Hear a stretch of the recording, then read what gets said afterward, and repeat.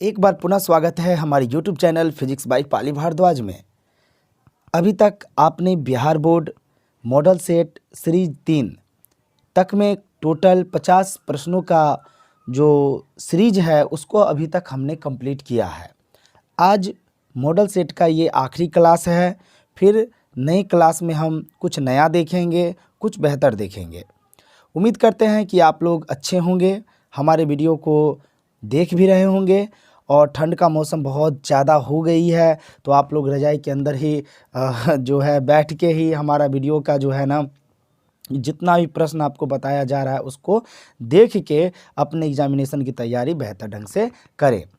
बात करते हैं पिछले क्लास जो तीसरा सीरीज था, उस तीसरे सीरीज में हमने टोटल आप लोगों के लिए 4 क्वेश्चन जो है HW में दिया था। क्वेश्चन नंबर जो है 37 एक ये प्रश्न था, फिर क्वेश्चन नंबर 42, उसके बाद क्वेश्चन नंबर 47 और क्वेश्चन नंबर 49। ये 4 क्वेश्चन जो है कल का HW था। और इस 4 प्रश्नों का उत्तर जो है वो कुछ बच्चों ने इसका सही उत्तर दिया है, कुछ लोगों का गलत भी हुआ है। खैर यहाँ पे सही गलत मायने नहीं रखता है, यहाँ मायने रखता है कि कितने बच्चे हमारे वीडियो से लाभ प्राप्त कर रहे हैं। उन बच्चों के कुछ नाम हैं, जैसे हमारे पवन झा जी हैं, वो शायद क्लास 12th में तो है नहीं, लेकिन हमारे वीडियो को बहुत प्यार देते हैं, बहुत प्यार देते हैं। और जितने भी हमारा वीडियो है ना, जितने भी हम सीरीज लेके आते हैं ना, मतलब एक बच्चों की तरह वो प्यार देते हैं। सबसे पहले उनको मैं धन्यवाद देता हूँ कि आपका प्यार इसी तरह हम पे बना रहे। उसके बाद लवली है, प्रमोद यादव जी हैं, एक IS बॉय करके ID है, वो अच्छा बढ़ चढ़ के प्रश्नों का उत्तर दे रहे हैं।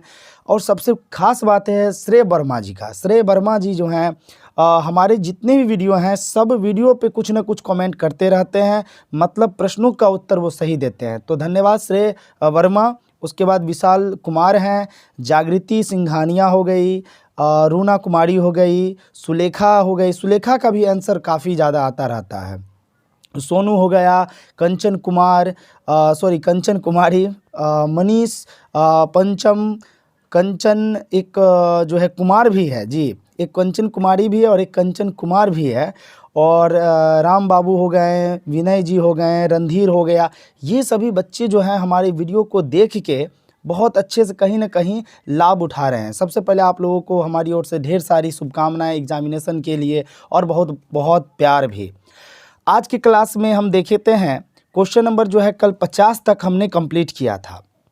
आज क्वेश्चन 41, सबसे पहले माफ़ कीजिएगा, सबसे पहले जो कल प्रश्न पूछा गया था उसका उत्तर मैं बता देता हूं, ताकि ये सभी बच्चे जो भी हमारे वीडियो को देख रहे हैं वो अपना प्रश्नों का उत्तर सही ढंग से देख सकें। क्वेश्चन नंबर कल का जो सबसे पहला क्वेश्चन नंबर था वो 37 नंबर जो प्रश्न है वो था। 37 नंबर प्रश्न आप देख रहे हैं। 37 नंबर प्रश्न कह रहा है कि चुंबकीय आघूर्ण का मात्रक क्या होता है। तो इसका जो राइट आंसर होगा ना वो होगा जूल प्रति बल आघूर्ण पूछ रहा है। यस, तो इसका जो होता है ना, आप लोग को हम बताए थे जूल प्रति टेस्ला होता है। ठीक है, तो जूल प्रति टेस्ला यहाँ पे ऑप्शन नहीं है, तो हम लिख सकते हैं जूल प्रति यानी बट्टा टेस्ला। तो टेस्ला पे एक छुपा है ना जी, तो नीचे है तो प्लस में होगा, ऊपर गया तो आप माइनस में कर सकते हैं। तो जूल टेस्ला इनवर्स यानी ऑप्शन ए जो है इसका क्या होगा, राइट आंसर होगा। यानी क्वेश्चन नंबर 37 का जो राइट आंसर है वो जाएगा ऑप्शन ए के साथ। ठीक है, उसके बाद क्वेश्चन नंबर 42 जो कल का HW था। क्वेश्चन नंबर 42 का जो राइट आंसर होगा, प्रश्न काफ़ी आसान है। प्रश्न कह रहा है कि निर्वात की चुंबकशीलता म्यू नॉट होती है। निर्वात की चुंबकशीलता म्यू नॉट होती है। तो इसके लिए मैंने आपको फॉर्मूला बताया था कि म्यू नॉट बट्टा 4 पाई बराबर होता है 10 पर पावर माइनस 7 होता है। ठीक है, ये बताए थे। तो यहाँ तो ऐसा कोई ऑप्शन है नहीं, तो आप लिख सकते हैं म्यू नॉट बराबर 4 pi into 10 to the power minus 7। देखिए ऐसा कहीं ऑप्शन है, ये ऑप्शन नहीं होगा, चूँकि पाई है सिर्फ, ये भी नहीं होगा, ये सिर्फ माइनस है। चलिए ऑप्शन ए, 42 का जो है ऑप्शन ए, ये काफ़ी बार आप पढ़े भी होंगे, इस पर कितना हम चर्चा करें। तो 42 का जो है ऑप्शन ए होगा। दिक्कत होगी तो कमेंट सेक्शन में जाके आप अपनी समस्या को बताएंगे, मैं बार बार कह रहा हूँ। चलते हैं उसके बाद HW में क्वेश्चन नंबर 47 की ओर। 47 नंबर भी आपका HW था और कई बार आप लोग ने 10th में, 9th में, 11th 12th में इस पर बहुत सारे प्रश्न भी बनाए होंगे। ठीक है, इलेक्ट्रोस्टैटिक्स चैप्टर में काफ़ी इससे न्यूमेरिकल भी आता है। कहने का मतलब इलेक्ट्रॉन का यूज आप देखेंगे।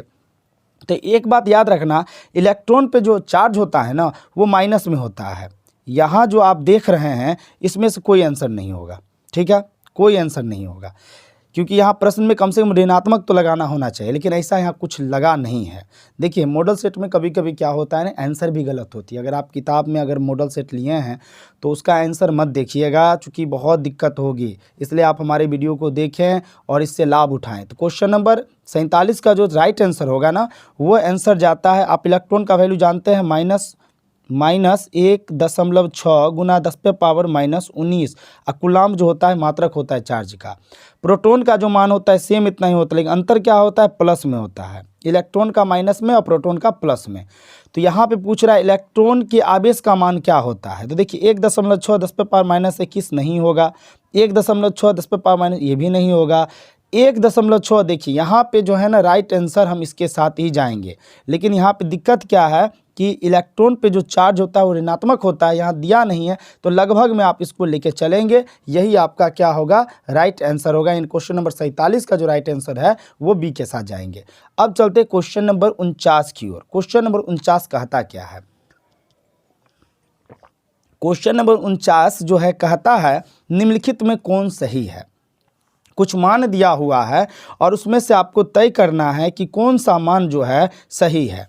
सबसे पहले यहाँ देखिए इलेक्ट्रॉन वोल्ट है। कल बताए थे कि इलेक्ट्रॉन वोल्ट जब भी लिखेंगे स्मॉल ई कैपिटल वी करके, और एक इलेक्ट्रॉन वोल्ट का जो मान होता है आपको पता है, हमने बताया था इलेक्ट्रॉन का वैल्यू भी जस्ट बताएं, इसका जो मान होगा वो 10⁻⁻19 होगा, यानी पहला ही ऑप्शन होगा। 49 का जो है ए ऑप्शन के साथ हम जाएंगे। इसका मान जो होता है 1.6 गुना 10⁻⁻19, जो इलेक्ट्रॉन का जो वैल्यू होता है उसकी बात कर रहे हैं। ओके, तो इस तरह से कल के सीरीज में जो प्रश्न पूछा गया था उसका मैंने आंसर बता दिया। कल 50 तक हमने देखा था। आज चलते हैं क्वेश्चन नंबर 51 की ओर। काफ़ी इंपॉर्टेंट क्वेश्चन भी है।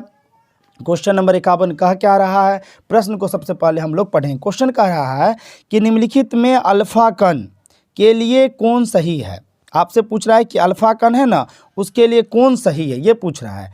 तो आपको पता है कि अल्फा कण जो होता है, अल्फा कण जो होता है वो कैसा होता है, तो हीलियम के न्यूक्लियस होता है। हीलियम का क्या होता है, न्यूक्लियस होता है, ये बात याद है। और हीलियम के बारे में आप जानते हैं कि हीलियम में क्या होता है, 2H4 लिखते हैं ना, याद होगा। हाइड्रोजन का 1, हीलियम का 2, लिथियम का 3 पढ़ते होंगे। तो इसका जो है ना, जो राइट आंसर जो होगा इसका हम जाएंगे ऑप्शन 51 में, ऑप्शन बी के साथ। 2 प्रोटॉन और 2 न्यूट्रॉन, तब ना 4 होगा, तो इसके साथ हम लोग जाएंगे। ठीक है, वैसे भी आप लोग इसके बारे में काफ़ी बार केमिस्ट्री में भी पढ़े होंगे, देख लीजिएगा एक बार। वैसे 100% ये आंसर सही है, गलत थोड़ी हो सकता है। तो हम बी के साथ ऑप्शन जाएंगे 51 नंबर क्वेश्चन का। चलते हैं क्वेश्चन नंबर 52 की ओर। क्वेश्चन नंबर 52 की ओर चलते हैं। क्वेश्चन नंबर 52 भी केमिस्ट्री से लिया गया एक प्रश्न है। आपने पढ़ा होगा बोर का परमाणु मॉडल, पढ़े हैं ना, आपको मैंने पढ़ाया भी था, क्लास में भी चर्चा किया था। तो बोर साहब ने एक समीकरण दिया था और समीकरण में आपको याद है mVr बराबर NH/2π, ऐसा फार्मूला याद है। यानी n जो है यहाँ पे क्या है, कक्षाओं की संख्या। जैसे 1 इस पे रखेंगे मान, 2 रखेंगे, 3 रखेंगे, तो इस तरह से मान निकालने के लिए आप वैल्यू निकालते होंगे, याद भी होगा, और क्लास में मैंने साबित भी किया था। लेकिन यहाँ पे क्या कह रहा है कि संभव कक्षाओं में इलेक्ट्रॉन का कोणीय संवेग क्या होगा। देखिए NH/2π कहीं है भाई, तो NH/2π, यस, ऑप्शन ए जो है इसका क्या होगा, राइट आंसर होगा, ऑप्शन ए। क्वेश्चन नंबर 52 का राइट आंसर जो होगा ऑप्शन ए के साथ हम जाएंगे। अब चलते हैं क्वेश्चन नंबर 53 की ओर। क्वेश्चन नंबर 53 कह रहा है कि कैथोड किरणें समूह है। कैथोड किरणें किसकी समूह है, ये आपसे पूछ रहा है क्वेश्चन नंबर 53 में। आपको पता है कि इलेक्ट्रॉन का प्रवाह कैथोड किरण होता है। क्लियर। तो भैया ऑप्शन ए ही होगा इसका भी राइट आंसर, क्योंकि आपको पता है इलेक्ट्रॉन का प्रवाही क्या होता है, कैथोड किरण होता है। तो ऑप्शन ए इलेक्ट्रॉन दिया हुआ है, तो उसमें आप क्या करेंगे, टिक कर लेंगे। अब चलते हैं क्वेश्चन नंबर 54 की ओर। क्वेश्चन नंबर 54 कह रहा है कि परमाणु में अवस्थित मूल कण होते हैं। सबसे पहले पता है कि परमाणु होता है, परमाणु में नाभिक होता है, नाभिक में प्रोटॉन और न्यूट्रॉन होता है, जिसको न्यूक्लियस बोलते हैं। इसके चारों तरफ इलेक्ट्रॉन क्या करते हैं, चक्कर लगाते हैं, ठीक है। तो हम लोग क्या करेंगे, इलेक्ट्रॉन, प्रोटॉन, न्यूट्रॉन ये होता है। देखते हैं ऑप्शन में ऐसा कहीं है, प्रोटॉन, इलेक्ट्रॉन, न्यूट्रॉन तो है नहीं, ये होगा ही नहीं। इलेक्ट्रॉन, न्यूट्रॉन है, फिर भैया प्रोटॉन नहीं, ये भी नहीं होगा। प्रोटॉन, न्यूट्रॉन है, ये भी नहीं होगा। अब ऑप्शन डी बच गया। ऑप्शन डी में क्या, इलेक्ट्रॉन है और न्यूक्लियस, इसके अंदर ही ना होता है प्रोटॉन और न्यूट्रॉन। इलेक्ट्रॉन तो दिया हुआ है ना, तो इलेक्ट्रॉन, प्रोटॉन, न्यूट्रॉन, तो ऑप्शन जो है इसका राइट डी होगा, यानी क्वेश्चन 54 का राइट आंसर डी होगा। देखिए प्रश्न को एक बार अच्छे से अगर आप पढ़ लेते हैं ना, तो कितना भी हार्ड प्रश्न क्यों ना दे दे, आप आराम से इसका उत्तर दे सकते हैं, लेकिन प्रश्न को जरूर पढ़िएगा। देखिए भाई, जो हम कह रहे हैं उस पर आप आंख बंद करके विश्वास, हम ये नहीं कहते कर लीजिए, लेकिन कम से कम अपने गार्जियन से पूछ सकते हैं, किसी से भी पूछ सकते हैं कि प्रश्न, कुछ बहुत सारे प्रश्नों का उत्तर जो होता है ना, प्रश्न में ही छुपा होता है, तो उसको देखिएगा। खैर आप लोग तो समझदार हैं ही, हमारे समझाने की कोई ज़रूरत नहीं है। चलते हैं क्वेश्चन नंबर 55 की ओर। क्वेश्चन नंबर 55 कह रहा है कि निम्नलिखित में कौन किरचॉफ लिखा है, कोई बात नहीं, किरचॉफ भी कह सकते हैं, कि प्रथम नियम में संरक्षित होता है। किरचॉफ का प्रथम नियम आपको बताए थे कि बिंदु की तरफ आने वाली सभी धाराओं का बीजगणितीय योग क्या होता है, शून्य के बराबर होता है, याद है। या बिंदु की तरफ आने वाली या बिंदु से दूर जाने वाली, बिंदु की तरफ आने वाली या बिंदु से दूर जाने वाली सभी धाराओं का बीजगणितीय योग शून्य के बराबर होता है, याद होगा किरचॉफ का प्रथम नियम में। और किरचॉफ का जो प्रथम नियम होता है वो किसके सिद्धांत पर कार्य करता है, तो आवेश संरक्षण के सिद्धांत पर वो आधारित होता है, ठीक है। तो और इसके बारे में बता रहे हैं, मतलब किरचॉफ का प्रथम नियम के बारे में। तो ऑप्शन में आपका देखिए कहीं है किसके, क्या बोल रहे हैं, प्रथम नियम किस संरक्षित होता है, ऊर्जा तो नहीं होगा, संवेग भी नहीं होगा, आवेश यहाँ दिया है चार्ज, तो ऑप्शन बी के साथ हम जाएंगे। क्वेश्चन नंबर 55 का जो सही जवाब होगा वो बी होगा, ठीक है बच्चों। अब चलते हैं क्वेश्चन नंबर 56 की ओर। क्वेश्चन नंबर 56 कह रहा है, आप पढ़े होंगे एम्पियर का परिपथीय नियम, आपको मैंने पढ़ाया भी था बायो सवार्ट का लॉ, है ना। तो आपको यहाँ प्रश्न कह रहा है, आर त्रिज्या वाले वृत्ताकार कुंडली के केंद्र पर, सबसे पहले एक आर त्रिज्या वाला क्या है, तो एक कुंडली है, ठीक है। इसकी त्रिज्या कितनी है भैया, आर है, क्लियर। कुंडली के केंद्र से आई धारा बहने के कारण, और इससे जो है आई एम्पियर की धारा क्या हो रही है, तो प्रवाहित हो रही है। आगे पढ़ते हैं, के कारण चुंबकीय बल क्षेत्र होता है, यानी आपसे पूछ रहा है कि इस पर जो आई धारा बह रही है तो चुंबकीय बल का मान क्या होगा। इतनी सा जगह में हम साबित नहीं कर सकते इस प्रश्न को, और इस तरह का तस्वीर आपको हमने बता दिया, समझा दिया, थोड़ा बहुत हिंट दे दिया। आप लोग तो महान लोग हैं, एक बार में पकड़ लीजिएगा।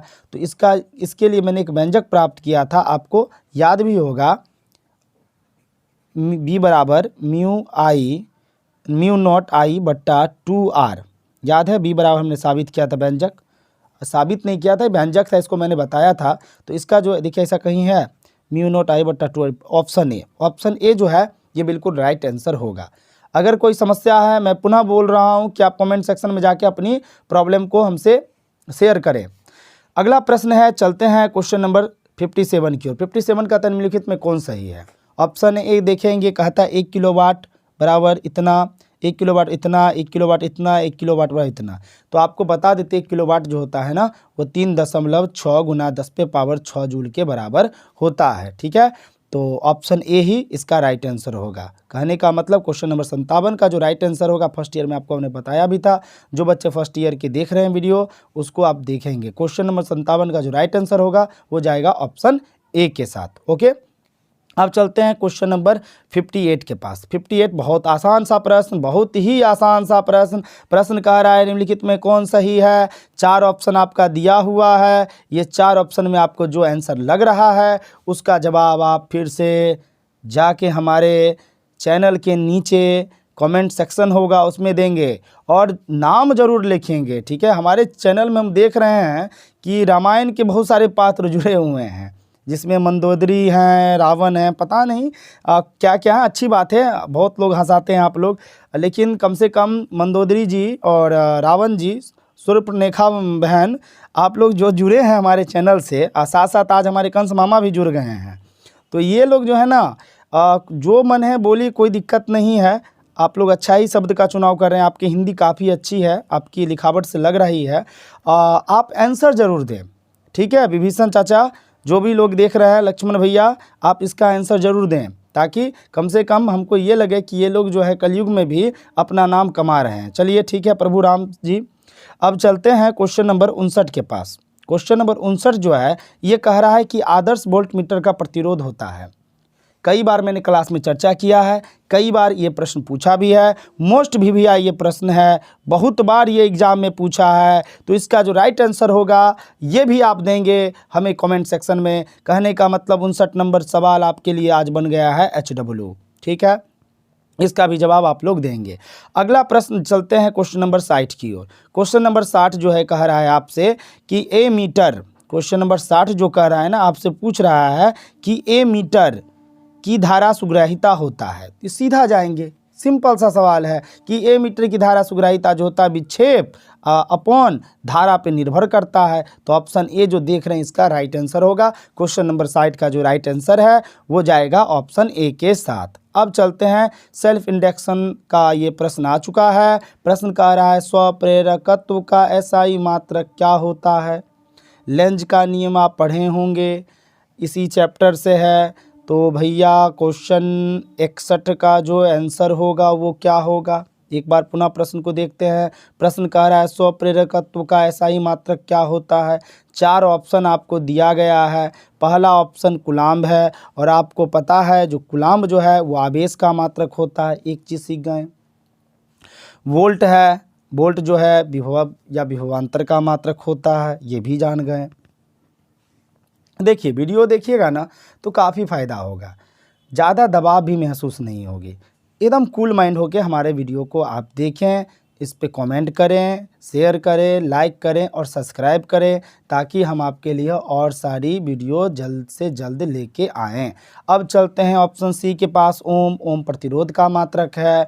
बच गया हेनरी, तो भैया आँख थोड़ा सा खोल के, पूरा बंद नहीं करना है, थोड़ा सा खोल के ऑप्शन डी के पास जाएंगे। तो आज का जो राइट आंसर, आज का नहीं, क्वेश्चन नंबर 61 का जो राइट आंसर है वो जाएगा डी के साथ। ओके, अब चलते हैं क्वेश्चन नंबर 62 के पास। बहुत कम संख्या में क्वेश्चन बच चुकी है। क्वेश्चन नंबर 62 कहा क्या रहा है, इस पे थोड़ा ध्यान देंगे। क्वेश्चन नंबर 62 कह रहा है कि निम्नलिखित में प्रत्यावर्ती धारा के लिए कौन सा सही है।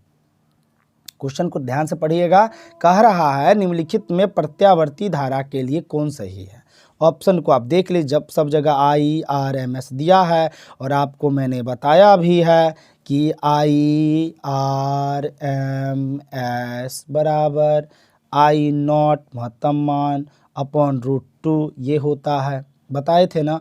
और ये जो मान होता है लगभग 0.707 के बराबर होता है, या आप कह सकते हैं कि 70%। तो यहाँ तो 70% नहीं है, 0.707 देखते हैं, इस ऑप्शन कहीं है या नहीं, ये सब तो है नहीं। चलिए ऑप्शन ए जो है 62 नंबर क्वेश्चन का ऑप्शन ए जो है राइट आंसर होगा, ठीक है। अब चलते हैं क्वेश्चन नंबर 63 की ओर। सब प्रत्यावर्ती धारा का सवाल है, काफ़ी बार ये प्रश्न एग्जामिनेशन में पूछता है। प्रश्न कह रहा है कि निम्नलिखित में क्या कर रहा है, ध्यान से देखेंगे, एक बार फिर से देखेंगे। हाँ, प्रश्न का निम्नलिखित में कौन प्रेरणीय प्रतिघात के लिए कौन सही है, ठीक है। तो इसका जो है राइट आंसर आपको खोजना है। इसके लिए आपको फार्मूला ही बताए थे, याद होगा कि आपको हमने बताया था कि XL बराबर होता ω/L, बताए थे ना। ऑप्शन देखिए कहीं है, ये ऑप्शन नहीं, ये भी नहीं है, ऑप्शन ए 63 का ऑप्शन ए हम जाएंगे, ठीक है। तो राइट आंसर जो होगा XL बराबर ω/L।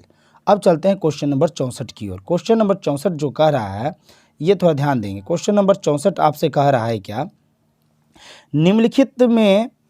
निम्नलिखित में प्रत्यावर्ती धारा परिपथ में केवल संधारित्र से रहने पर धारितीय प्रतिघात क्या होता है। कभी कभी सी के बदला यहाँ पे आपको एल भी दे देगा, ठीक है। कभी कभी आर दे देगा। एल का मतलब प्रेरकत्व, आर का मतलब रेसिस्टेंस, प्रतिरोध। तो यहाँ सी की चर्चा कर रहा है ना कि संधारित्र सी रहने पर क्या होता है। तो इसके लिए सीधा आंसर हम लोग जाएंगे किसके पास, क्वेश्चन नंबर 65 की बात कर रहा है ना, क्वेश्चन नंबर 64 देख लेते एक बार। हाँ, क्वेश्चन नंबर 64। क्वेश्चन नंबर 64 का जो राइट आंसर होगा, आपको बताए थे एक्स सी बराबर होता है ओमेगा बट्टा सी, ठीक है, ये बताए थे। तो राइट आंसर देखिए कहीं है, नहीं है भैया, नहीं है, नहीं है, ये भी नहीं है, ये है क्या, देखिए तो हाँ, ये जो है ना ऑप्शन सी जो है इसका क्या होगा, राइट आंसर होगा। यानी क्वेश्चन नंबर 64 का जो राइट आंसर होगा, हम जाएंगे ऑप्शन किसके साथ, तो सी ही ना होगा, नहीं, ये तो फार्मूला क्वेश्चन नंबर 64 ही ना, माफ़ कीजिएगा क्वेश्चन नंबर 64 हम बताए थे, याद आ रहा है, एक्स सी बराबर 1/ओमेगा सी, ये बताए थे। एक बार देख लीजिएगा, ऑप्शन ए जो है ना ये राइट आंसर होगा। 99.9% हम इसके साथ ही जाएंगे। वैसे एक बार आप देख के ना एक बार कमेंट जरूर कीजिएगा कि राइट आंसर क्या है, ठीक है बच्चों, एक बार प्लीज़ एक बार इसका कमेंट आप ज़रूर दें। चलिए देखिए भाई, हम भी इंसान हैं, हमसे भी गलती होती है, ऐसा नहीं कि गलती नहीं होती, जिनसे गलती नहीं होती है तो भगवान है, ईश्वर हैं। खैर चलते हैं क्वेश्चन नंबर 65 की ओर। क्वेश्चन नंबर 65 कह रहा है कि LCR परिपथ का प्रतिबाधा होता है। LCR परिपथ का जो है प्रतिबाधा होता है। तो उसके लिए हम एक फार्मूला बताए थे, Z बराबर √R² प्लस XL, है ना, प्लस यहाँ पे ही था, देखिए यहाँ पे अंट नहीं रहा, आ नहीं रहा है, देखिए यहाँ पे लिखते हैं R बराबर बताए होंगे आप लोग को, सॉरी Z बराबर R² plus XL minus XC का होल स्क्वायर, ऐसा हमने फार्मूला बताया था। अब देखो इसमें जो है उसको टिक कर लो। देखो यहाँ पे तो ये होगा ही नहीं, यहाँ R² होना चाहिए, ये भी नहीं होगा, ये होगा नहीं, तो ऑप्शन सी के साथ सीधा जाइए। अब ये नहीं कि सर इसमें यहाँ ओमेगा एल का स्क्वायर है, भाई ये पूरा देखो ना, ये चीज़ देखो ना, XC plus XL plus XC का स्क्वायर है ना, यहाँ तो R² है ना, ये दोनों मिलाओ ना, ये दोनों है ना, सही, तो इसके साथ जाओ ना, सी के साथ, ये बिल्कुल सही आंसर है। अगला प्रश्न जो है, हम चलते हैं क्वेश्चन नंबर 66 की ओर। लीजिए भैया, ये भी बहुत आसान सा प्रश्न आ गया है, प्रत्यावर्ती धारा चैप्टर से ही लिया गया है। कहता है कि प्रत्यावर्ती परिपथ में 220 वोल्ट का शिखर मान होता है। प्रत्यावर्ती परिपथ में 220 वोल्ट का शिखर मान होता है। आपको हमने बताया था फार्मूला IRMS बराबर I0/√2 बताया था। अब आपसे क्या पूछ रहा है, शिखर मान पूछ रहा है, तो I0 यह है ना, इसको यहाँ रख लीजिए, I0 रहने दीजिए, और यहाँ पे क्या है IRMS, ये भाग में है ना, इधर आएगा तो क्या होगा, गुना में हो जाएगा √2। इसका मान कितना दिया है, तो 220, तो हो जाएगा 220 गुना √2 है, तो √2 हम लिख देंगे, तो 220 √2 का ही आंसर। देखिए तो ऑप्शन है 66 का, देखिए तो ये तो नहीं है, ये भी नहीं है, जी हाँ, ऑप्शन बी जो है क्वेश्चन नंबर 66 का राइट आंसर होगा। ठीक है बच्चों, अब चलते हैं क्वेश्चन नंबर 67 की ओर। थोड़ा सा और वीडियो के पास रहें, ध्यान दें, अच्छे सवाल को बनाएं। प्रश्न कह रहा है नेक्स्ट की धारावाही प्रेरित्र में चुंबकीय ऊर्जा होता है। धारावाही प्रेरित्र में चुंबकीय ऊर्जा का जो मान है वो कितना होता है, और इसके लिए आपको हमने बताया था कि इसका मान जो होता है ½ LI² होता है, ठीक है, इस ऐसा होता है। देखिए ऑप्शन कहीं है, हाफ है LI, नहीं ये तो होगा ही नहीं, हाफ है L² है भैया, यहाँ I² ये भी नहीं होगा, half LI², yes, question number 67 का जो राइट आंसर होगा वो जाएगा ऑप्शन सी के साथ। ठीक है बच्चों, अब चलते क्वेश्चन नंबर 68 की ओर। अच्छा, बार बार बच्चों कर रहे हैं, तो आप बच्चों नहीं हैं, आप बड़े हो गए हैं, चलिए नहीं बोलेंगे अभी से। अगला प्रश्न कह रहा है कि 68 में कि चुंबकीय क्षेत्र में धारावाही चालक पर कार्यकारी बल होता है। ठीक है, क्या होता है, अच्छा लगता है बच्चों बोलने में ना, बहुत अच्छा लगता है, इसलिए बोल देते हैं। चलिए प्रश्न पे ध्यान दीजिएगा। चुंबकीय क्षेत्र में धारावाही चालक पर कार्यकारी बल होता है। 68 नंबर प्रश्न आपसे ये पूछ रहा है। देखिए ऑप्शन ABCD सब दिया है, और इसका जो जवाब है आप कमेंट सेक्शन में जाके देंगे। देखिएगा क्या लोरेंज बल में हमने बताया था, आंसर कहीं ही तो नहीं होगा, अगर है तो दे दीजिएगा, ए आपको लग रहा है इसको भी दे दीजिएगा, और आपको बी लग रहा है इसको भी दे दीजिएगा, और आपको लगता है कि चारों आंसर है तो चारों दे दीजिएगा, कहीं से कोई दिक्कत नहीं है। लेकिन एग्ज़ाम में ऐसा नहीं कीजिएगा, एग्ज़ाम में ऐसा कीजिएगा तो आपको बस 4 के आधार पे ही नंबर मिलेगा, ध्यान रखिएगा।